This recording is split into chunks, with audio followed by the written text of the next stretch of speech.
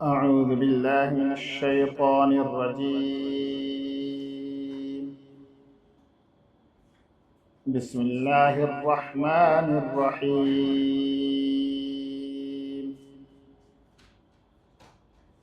وما كان لنبي أن يغل ومن يغلل يأت بما غل يوم القيامة ثم توفى كل نفس ما كسبت وهم لا يظلمون.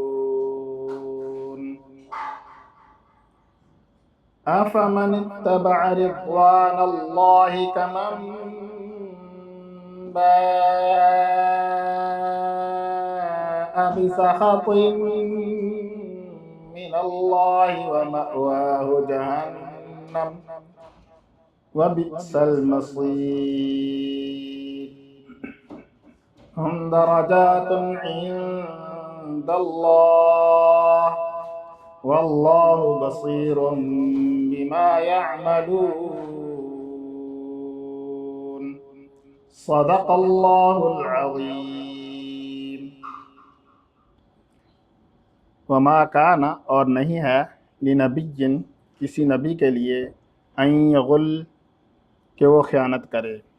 ومن یغل اور جس شخص نے بھی خیانت کی یأتی لے کر آئے گا بما غلہ جو خیانت کی یوم القیامت قیامت کے دن.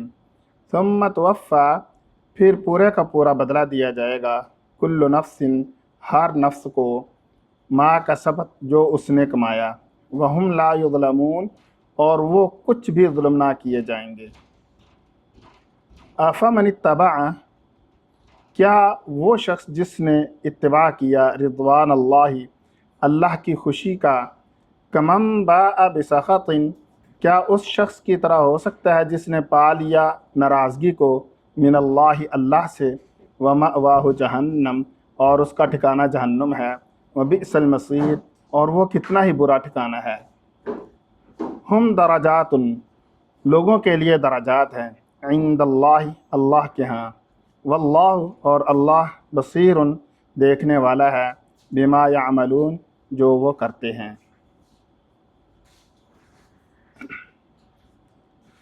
ہم نے سورہ آل عمران کی آیت نمبر 161 سے لے کے 163 تک تلاوت کی ہے. ہم نے پیچھے جو آیات پڑھی ہیں ان میں حضور پاک صلی اللہ علیہ وآلہ وسلم کے بارے میں پڑھا کہ ان سے اللہ تبارک و تعالیٰ نے فرمایا کہ آپ ان کو معاف کر دیجئے، ان سے جو غلطی ہو گئی ہے ان کی وہ ساری غلطیاں معاف کر کے، اور جو بھی آگے معاملات ہوتے ہیں دین کے بارے میں ان سارے معاملات کے بارے میں آپ ان سے مشورہ لیا کیجئے، اور جو غلطی ان سے معاف ہوئی جو غلطی ان سے ہوئی ہے وہ سب کی سب غلطیاں ان کو معاف کر دیجئے. اور آپ کو چاہیے کہ آپ ان کی مدد کریں، اور اگر اللہ ان کی مدد کرتا ہے تو پھر کوئی ان کے اوپر غالب نہیں آ سکتا، اور اگر اللہ ان سے اپنی مدد ہٹا لے تو پھر کوئی ان کی مدد نہیں کر سکتا. تو یہ اللہ تبارک و تعالیٰ نے مضمون یہاں پر ذکر فرمایا، اور فرمایا کہ مومنوں کو چاہیے کہ اللہ پر بھروسہ کریں. اب آگے اللہ تبارک و تعالیٰ نے یہاں پر جو آیت ہے اس کے اندر منافقین کے بارے میں تذکرہ فرمایا ہے. فرمایا کہ وما کان لنبی ان یغل کسی نبی کے لیے یہ نہیں ہے کہ وہ غل کرے. غل کا مطلب ہے خیانت کرنا، اور یہ لفظ دو طرح استعمال ہوتا ہے غل اور غل.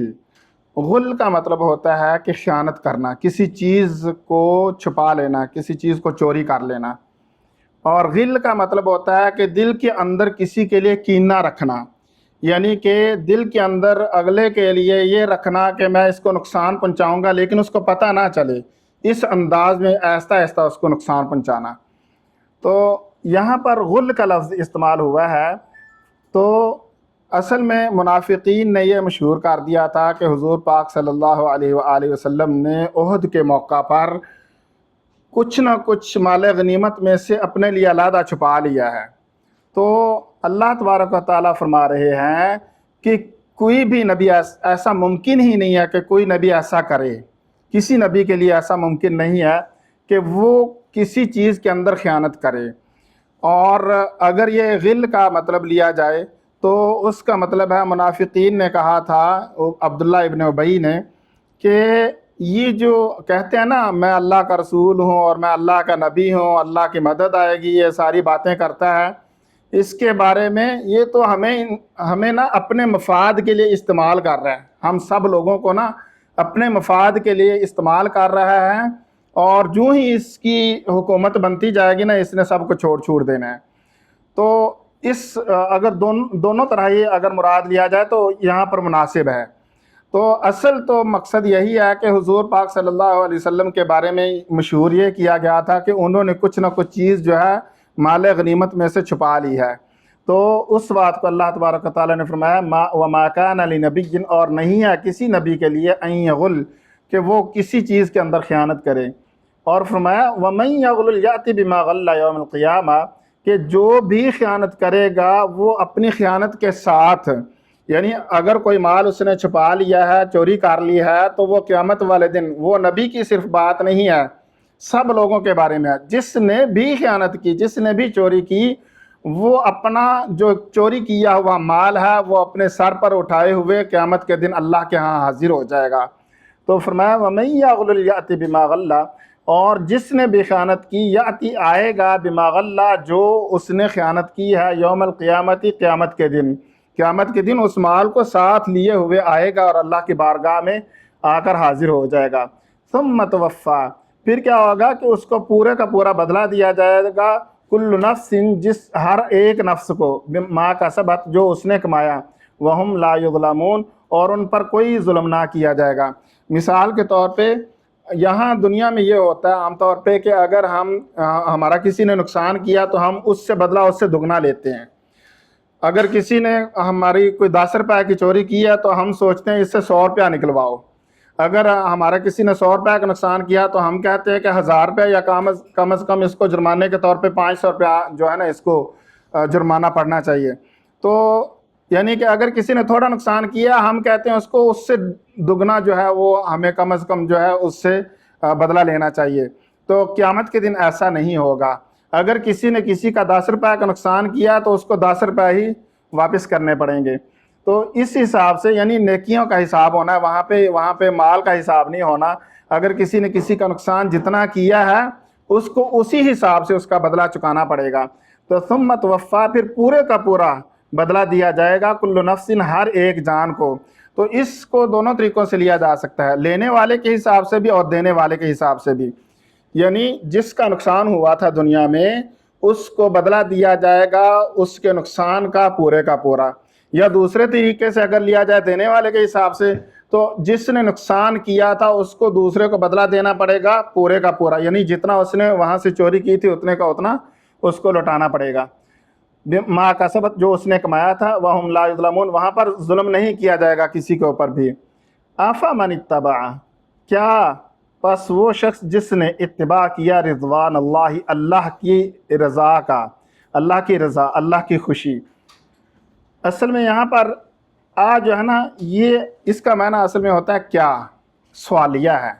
تو یہاں پر سوالیہ نہیں ہے، یہاں سوالیہ جو ہے معنی نفی کے اندر ہے، یعنی کہ یوں سمجھیے جیسے ہم اردو یا پنجابی میں کہتے ہیں کیا یہ میں کروں گا، یعنی کہ میں نے یہ نہیں کرنا۔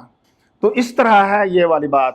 فرمایا کہ افمن اتبع رضوان اللہ، پس وہ شخص جس نے اتباع کیا اللہ کے خوشی کا، کمن باء بسخط، کیا یہ اس شخص کی طرح ہو سکتا ہے کہ جس نے اللہ کی ناراضگی کو لے لیا، بسخط، ناراضگی کو، من اللہ، اللہ کی۔ تو وہ شخص، جو بندہ اللہ کی خوشی کے لیے کوئی کام کر رہا ہے، وہ اس بندے کی طرح ہو سکتا ہے کبھی کہ جس نے اللہ کی ناراضگی کے لیے کام کیا ہو؟ ایک بندہ اللہ کی خوشی کے لیے کام کر رہا ہے، ایک بندہ اللہ کی ناراضگی کے لیے کام کر رہا ہے۔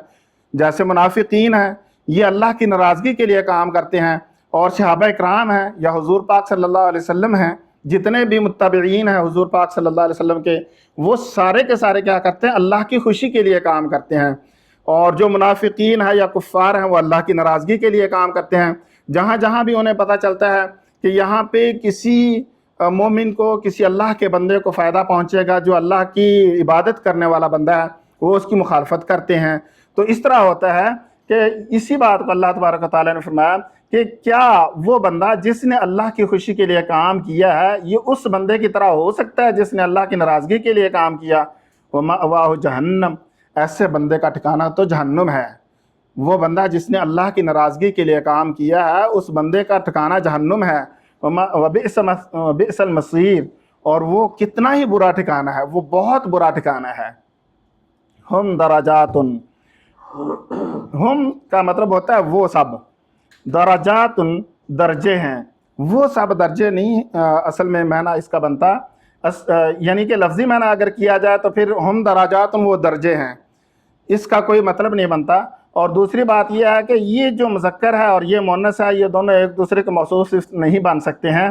یہاں پر فرمایا کہ ہم، تو اگر ہم اس کا صحیح معنی سمجھنے کے لیے کرنا چاہتے ہیں تو لہم درجات، ان کے لیے درجات ہیں، یا پھر لوگ ہیں کہ ان کے مختلف درجات ہیں۔ اب پیچھے بات ہو رہی ہے کہ کچھ لوگ وہ ہیں جو اللہ کی ناراضگی کے لیے کام کرتے ہیں، کچھ لوگ وہ ہیں جو اللہ کی خوشی کے لیے، اور کچھ لوگ وہ ہیں جو اللہ کی ناراضگی کے لیے کام کرتے ہیں۔ اور اللہ کی ناراضگی کے لیے کام کرنے والوں کے لیے کیا ہے کہ ٹھکانہ کیا ہے؟ جہنم ہے، اور وہ بہت برا ٹھکانہ ہے۔ اور ان ٹھکانوں کے لیے بھی اللہ تبارک و تعالیٰ نے مختلف درجات رکھے ہیں، کچھ نیچے کے طبقے میں ہوں گے، کچھ اس سے نیچے کے، کچھ اس سے نیچے کے، یعنی جہنم کے اندر جو ہے ان کے بھی درجات ہیں، اوپر والے، نیچے والے اور اس سے نیچے والے۔ اور جو جنت والے ہیں ان کے لیے بھی، جو اللہ کی رضا کے لیے کام کرتے ہیں ان کے لیے بھی درجات ہیں، جو اللہ کی ناراضگی کے لیے کام کرتے ہیں ان کے لیے بھی درجات ہیں۔ اور ہر بندے کو کا ایک درجہ ہوتا ہے، چاہے وہ برائی کر رہا ہے چاہے وہ اچھائی کر رہا ہے۔ اگر وہ اچھائی کے کاموں میں بڑھ چڑھ کر حصہ لیتا ہے اور اس کے اندر اخلاص زیادہ ہوتا ہے، زیادہ اچھی نیت کے ساتھ کام کرتا ہے، جتنا اچھا اس کا انداز ہوگا اتنا ہی زیادہ اس کو بہتر ثواب ملے گا۔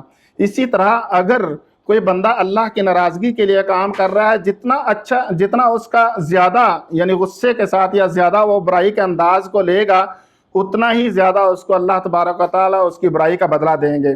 تو یہ ہے ہم درجات، لہم درجات، ان کے لیے درجات ہیں عند اللہ، اللہ کے ہاں۔ اچھائی والوں کے لیے ان کے درجات ہیں، برائی والوں کے لیے ان کے درجات ہیں۔ تو ہم درجات عند اللہ، ان کے درجات ہیں اللہ کے ہاں۔ واللہ، اور اللہ بصیر، دیکھنے والا ہے، بما یعملون، جو بھی وہ کرتے ہیں۔ اگر کوئی اچھائی کا کام کرتا ہے اللہ پاک کو اس کا پتہ ہے، اگر کوئی برائی کا کام کرتا ہے اس کا اللہ تبارک و تعالیٰ کو پتہ ہے۔ تو ہر بندے کو اس کے حساب سے بدلہ ملنا ہے۔ جزاکم اللہ احسن الجزاء۔